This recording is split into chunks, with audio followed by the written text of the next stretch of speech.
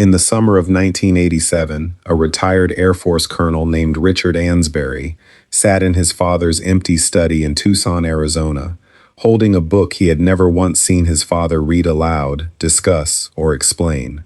It was a Latin pathology atlas, published in 1931, its spine cracked in one place and only one place, worn down by what must have been thousands of openings to the exact same page. His father, Dr. Warren Ansbury, had died 3 weeks earlier at the age of 71. For the final 6 years of his life, according to his son, he had performed the same ritual almost every morning.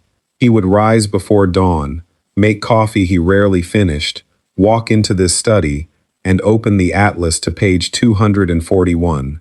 He would sit there for 1 hour, sometimes 2. He never explained why.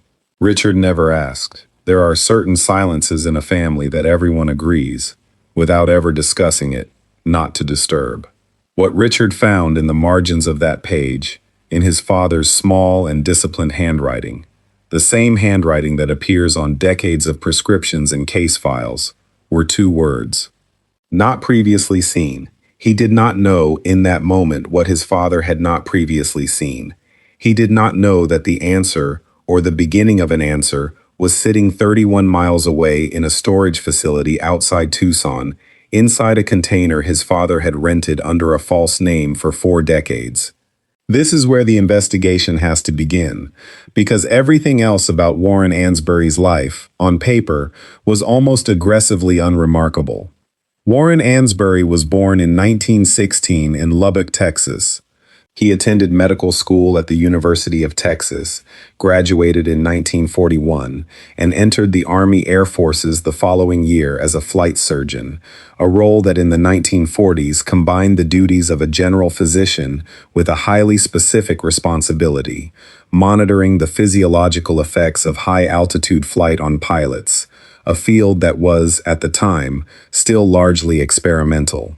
According to his official service record, which his son later obtained through a Freedom of Information Act request filed in 1994, Ansbury served in the Pacific Theater until 1945, then transferred to a series of stateside postings. In April of 1947, he was assigned to Roswell Army Airfield in New Mexico as the base's chief flight surgeon. This detail alone on its own means nothing. Thousands of medical officers were rotated through American air bases in the years following the war. What makes this posting different is what happened to his medical log 4 months later, and what did not happen to it for the following 40 years. According to a copy of the base infirmary log obtained by researcher Denise Corwin, a retired archivist who spent 11 years cataloging medical personnel records connected to Roswell-adjacent postings for a private historical foundation in Santa Fe, the entry for the week beginning July 6, 1947, contains a single line in Ansbury's handwriting. 3 words: unknown biological exposure. There is no patient name attached. There is no case number. There is no diagnosis code. No treatment plan. No follow-up notation. Nothing that would allow a modern reader, or for that matter a reader in 1947, to understand what those 3 words were meant to document. And then, according to Corwin's research, the log simply stops. The next 14 pages, which should have contained routine entries, sick call visits, vaccination records, minor injury reports, the ordinary paperwork of a functioning base infirmary, are blank, not missing, not torn out. Blank, in a bound ledger, in Ansbury's own handwriting style of leaving pages intentionally untouched rather than removed. The log resumes on August 4th with an entry about a soldier's twisted ankle, written in the same measured hand, as though nothing unusual had occurred in the intervening month at all. What does it mean when a medical professional, a man trained to document, to observe, to leave a paper trail precise enough that another physician could pick up where he left off, chooses instead to leave 14 pages empty? I want to sit with that question rather than answer it too quickly, because the answer that comes to mind first, that something happened which he was ordered not to record, is not the only possible answer. Doctors under wartime and immediate post-war military discipline were sometimes instructed to keep certain treatments off the books entirely, for reasons having nothing to do with anything extraordinary. Reasons involving classified equipment exposure, radiological testing, or personnel matters the Army preferred kept quiet for mundane bureaucratic reasons. Corwin herself is careful to note this in her research summary. Blank pages are not evidence of anything specific. They are evidence only of an absence. But an absence, particularly a deliberate one, is not nothing. It has a shape, and the shape of these 14 pages, sitting silently between one ordinary entry and another, is difficult to look past once you have seen it. The phrase itself is worth pausing on. Unknown biological exposure was not, according to medical historians who have reviewed period military terminology, a standard or codified phrase in Army Air Force's medical documentation of the 1940s. Standard exposure classifications at the time referred to specific known agents, chemical agents, radiological sources, infectious disease vectors, each with an accompanying protocol. The word unknown, appearing in a formal medical log rather than a casual note, is itself unusual, because the entire purpose of a diagnostic classification is to name the thing being classified. To write unknown is to acknowledge, in the language of the document itself, that whatever Ansbury encountered did not fit into any category his training had prepared him to name. This is not proof of anything extraordinary, but it is at minimum proof that whatever he saw did not resemble the routine hazards a flight surgeon at a working airbase would ordinarily encounter: a sunburn, a parachute injury, a case of dysentery. Doctors do not reach for the word unknown casually. It is in its own quiet way an admission of a limit. Ansbury's service record shows no disciplinary action, no reassignment for cause, nothing that would suggest the Army viewed him as a problem. If anything, the opposite occurred. In March of 1948, 7 months after the blank pages in his log, Ansbury received a transfer to a research liaison position, connected to what his personnel file describes only as the Aeromedical Research Coordination Office, a designation that, according to declassified organizational charts from the period reviewed by military historians, functioned as an early precursor to programs that would later be folded into Air Force Systems Command's biomedical research divisions. Correspondence located in his personnel file, 3 letters in total, all addressed to Ansbury from a superior officer whose signature is illegible in the surviving photocopies, reference what is described only as his continued cooperation regarding the July matter. The July matter, not named, not explained. Referenced as though both parties already understood exactly what it meant, which is precisely the kind of language that appears when something has been discussed extensively through channels that leave no paper trail, verbally, in person, in rooms without stenographers. This is where Denise Corwin's research intersects with a second and, in some ways, more unsettling document.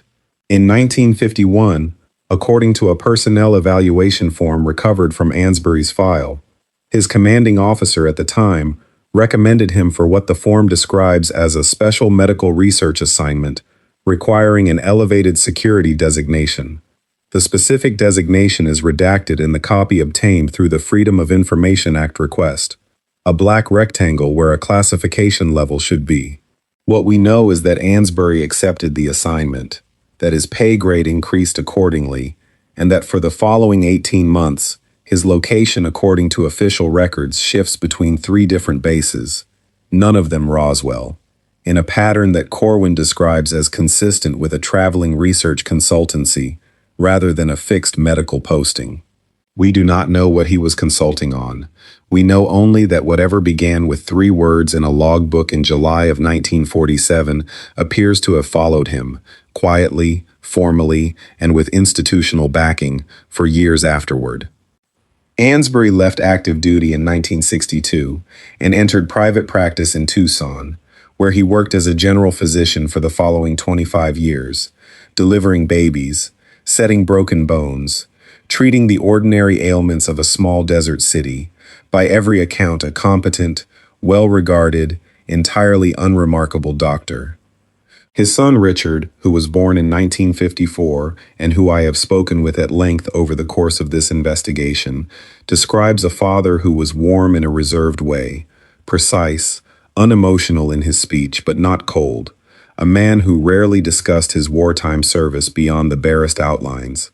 Richard says his father almost never spoke about Roswell specifically, and when the subject came up in passing, at a dinner party, in conversation with another veteran, Warren Ansboury would redirect the conversation with what Richard describes as practiced ease, the kind of deflection that comes not from discomfort, but from long rehearsal.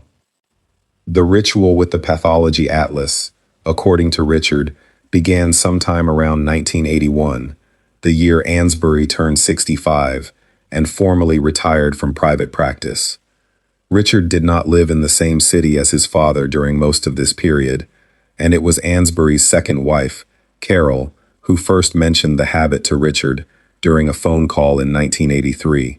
She described her husband rising early, making coffee, and retreating to his study for what she assumed was reading, the ordinary occupation of a retired man with time on his hands.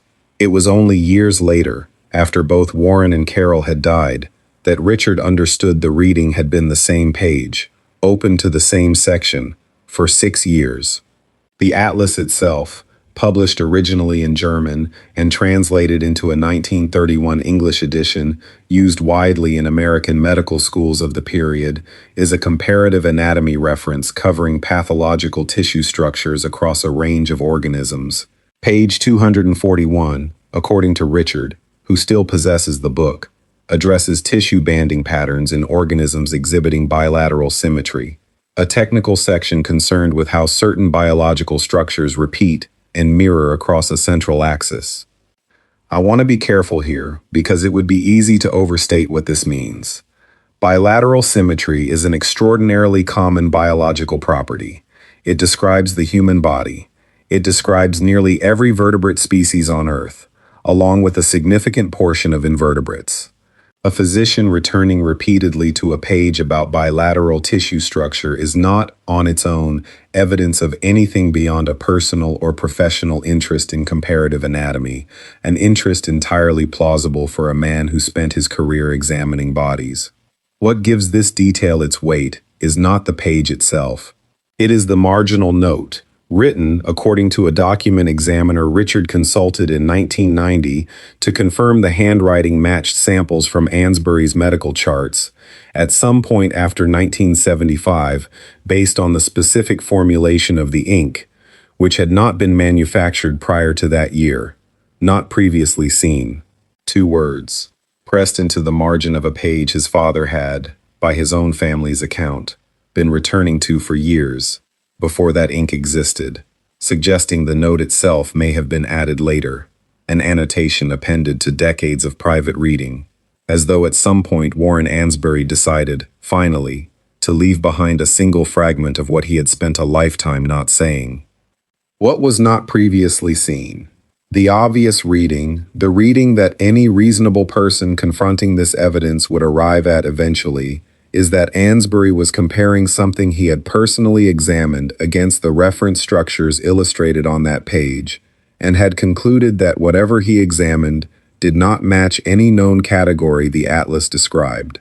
This would align, in a way that I find difficult to dismiss as coincidence, with the phrase in his 1947 medical log, "Unknown biological exposure in July, not previously seen," written in his own hand, at some point in the final years of his life.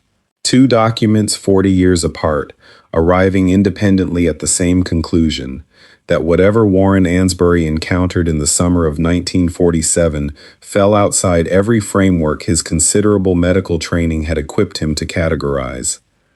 But I want to resist the temptation to let this settle into a tidy narrative too quickly, because tidy narratives are exactly what genuine historical mysteries tend not to produce.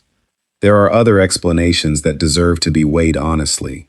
Ansboury could have been consulting that page in relation to an entirely different matter, a patient he treated in private practice decades later, a research question unrelated to his military service, even a personal health concern of his own that never involved Roswell at all. Richard acknowledges this possibility openly. He is not a man invested in proving anything. He is, by his own description, an accountant by training, who spent the better part of 15 years after his father's death trying to understand a habit that made no sense to him, and who arrived, reluctantly, at a set of facts he cannot fully explain and does not particularly enjoy sitting with. The storage unit is where Richard's investigation, and by extension mine, takes its most concrete turn. In 1993, while settling his father's remaining estate matters, Richard discovered a rental agreement for a storage facility outside Tucson, paid in cash annually, for what records showed was a continuous 41-year period beginning in 1952, registered under the name Warren Coleman, not Ansbury. Richard describes the moment of realizing his father had maintained a storage unit under an assumed name for 4 decades as one of the strangest of his life, stranger in some ways than the marginal note in the atlas, because a marginal note could be explained by private intellectual curiosity. A storage unit rented under a false name for 41 years requires a deliberate, sustained, and carefully maintained deception, the kind that does not happen by accident, and does not happen without a reason its owner considered serious enough to protect, at real personal cost and effort, across an entire adult lifetime. When Richard finally gained access to the unit in 1994, following a legal process to establish his father's ownership under the assumed name, he found it contained primarily what he describes as ordinary clutter, old furniture, boxes of magazines, camping equipment that appeared never to have been used. Nothing at first inspection that would explain the elaborate secrecy surrounding its existence. It was only after several hours of searching, according to Richard, that he found, wedged inside the false bottom of an old military footlocker, a manila envelope containing photographs, 7 in total, along with a single sheet of paper covered in his father's handwriting. The photographs, according to Richard, who allowed a small selection to be examined by a document and photographic materials specialist in 2003, show what appear to be close-range clinical images of tissue samples under laboratory lighting, the kind of photographs that would ordinarily accompany a pathology report. There are no human figures visible in any of the images. There is no facility identifiable in the background. The specialist who examined the photographic paper stock in 2003 confirmed it was consistent with military photographic supply used in the late 1940s, but was unable, given the absence of any laboratory markings, case numbers, or chain of custody documentation, to confirm what the photographs actually depicted or where they were taken. The single sheet of handwritten notes accompanying the photographs is, according to Richard, the closest thing to a direct explanation his father ever left behind, and it is, frustratingly, not much of one. It contains a series of short clinical observations written in a clipped professional register, describing tissue banding, cellular density inconsistent with known mammalian structures, and what Ansbury records as an absence of standard circulatory markers in the samples examined. The notes are undated. There is no signature beyond his initials. There is no explanation of where the samples came from, who else examined them, or what became of them afterward. It reads, in Richard's words, like the private working notes of a man documenting something for his own understanding, rather than for any official record. The kind of notes a physician takes when he suspects, even as he writes them, that they will never be submitted to anyone. This raises the obvious and uncomfortable question of why a flight surgeon in 1947, operating within a strict military chain of command, would maintain a private, unofficial, and eventually concealed record running parallel to whatever official channels existed for reporting unusual medical findings. One possible answer, and I want to be careful to frame this as a possibility rather than a conclusion, is that Ansbury was instructed to produce an official account through proper channels, the kind of account that would have been absorbed into classified files inaccessible to his family or to independent researchers, while privately retaining his own unauthorized record precisely because he did not trust that the official version would survive or would ever be seen again by anyone, including himself. Physicians are trained, above almost every other professional obligation, to believe in the permanence and importance of the medical record. A doctor who suspects his own official documentation might disappear, might be reclassified beyond his own future access, might effectively cease to exist the moment he hands it over, is a doctor operating under a very specific and very unusual form of institutional distrust. Corroboration for this reading, fragmentary as it is, comes from an unexpected source. In 1996, Denise Corwin located a retired Army Air Forces administrative clerk named Foster Reyes, who had served briefly at Roswell in 1947, before being transferred elsewhere that same autumn. A transfer Reyes himself, in a recorded interview conducted that year, described as abrupt and unexplained. Reyes did not know Ansbury personally beyond a passing professional acquaintance, and he offered no direct knowledge of any specific incident. What he did recall, with what Corwin describes in her notes as unusual specificity for a detail this small, was that in the first 2 weeks of July 1947, base personnel were informed through an unofficial verbal chain that medical matters connected to what was described only as the recovery operation were to be handled through a separate reporting structure entirely, bypassing the standard base infirmary logging procedure. Reyes said he never learned what this separate structure actually was.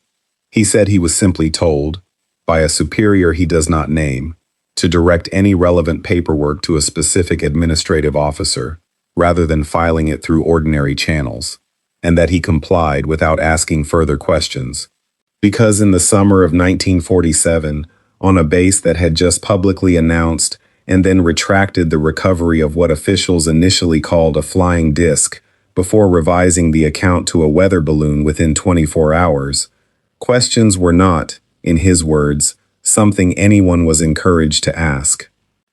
If Reyes's recollection is accurate, and I want to stress that it comes from a single source recalling events roughly 50 years after they occurred, it would suggest that Ansbury's blank pages were not a personal decision at all, but the direct product of an instruction handed down through exactly the kind of unofficial verbal chain that leaves no documentary trace. An instruction to route certain information elsewhere, outside the record book entirely. This would explain the blank pages without requiring any account of what specifically Ansbury encountered. It would also explain why Ansbury might have felt compelled to maintain his own private, unauthorized record of what he had seen and what he privately concluded about it, hidden inside a footlocker inside a storage unit, rented under a name that was not his own. Because the official record, wherever it went, was never his to keep. What we cannot answer, and what I think deserves to sit honestly at the center of this investigation rather than be smoothed over toward a satisfying conclusion, is what specifically Ansbury examined in those first weeks of July 1947. We do not know whether the tissue samples photographed in those 7 images came from human casualties of whatever incident occurred, from animal specimens entirely unrelated to any larger mystery, or from something else his handwritten notes describe only in the clinical language of a man determined to record precisely what he observed and nothing more. We do not know who else, if anyone, saw those photographs before Richard found them in 1994. We do not know why Ansbury chose, in the final years of his life, to add 2 words to a page he had apparently been reading privately for years, or what specifically prompted him to do so at that particular point rather than earlier, or never at all. We do not know whether the special medical research assignment referenced in his 1951 personnel file bore any direct connection to the July matter mentioned in his correspondence, or whether it was, as official channels would presumably maintain if ever asked, a wholly separate and unremarkable research posting that happened to follow an unusual entry in a medical log by pure coincidence of timing. What we do know, assembled carefully from a service record, a partially blank medical log, 3 vaguely worded letters, a personnel evaluation with a redacted classification, a storage unit rented under a false name for 41 years, 7 undated photographs, and 2 words written in the margin of a page about bilateral tissue symmetry, is that Warren Ansbury spent 4 decades of his life maintaining a careful and deliberate silence around something that occurred during his first summer at Roswell Army Airfield, a silence that required active, ongoing effort to sustain, effort that persisted right up until his death, at which point it fell, as these things eventually do, to a son who never asked the right questions while he had the chance, and was left afterward to reconstruct an answer from fragments that resist resolving into anything definitive. I keep returning to the image of a retired physician, alone in his study before dawn, opening the same page of the same book, morning after morning, for 6 years. What was he looking for, in that page, that he never found, or that he found and could never bring himself to record more fully than 2 words? Was he trying to convince himself of something, or trying to unconvince himself? Was the ritual a form of private reckoning, a man returning again and again to the one place in his professional library where the thing he had seen came closest to having a name, only to find, every single morning, that it still did not quite fit? Or was it something closer to grief, the particular grief of having carried something alone for 40 years that he had never been permitted, by orders he never fully explained even to his own family, to set down? Richard Ansbury still has the atlas. He still has the photographs, though he has shown them to very few people, and he says he is not entirely sure why he continues to keep them, rather than turning them over to any of the several private research organizations that have, over the years, expressed interest in acquiring them. Perhaps, he told me, it is the same instinct that led his father to keep them hidden in the first place, a sense that certain things, once released into the wider world, stop belonging to the people who lived through them and start belonging to everyone else's theories instead. What his father saw in the first 2 weeks of July 1947, whether it was something genuinely unclassifiable within the frameworks of human medical science, or something explicable that simply frightened a young flight surgeon badly enough to shape the rest of his professional life, remains, more than 70 years later, exactly where Warren Ansbury apparently intended to leave it. Not destroyed, not disclosed, simply unresolved, sitting quietly in the space between 3 words written in 1947 and 2 words written sometime after 1975, a silence maintained so carefully, for so long, that it may in the end tell us more than any single document ever could, if only we knew precisely how to read it.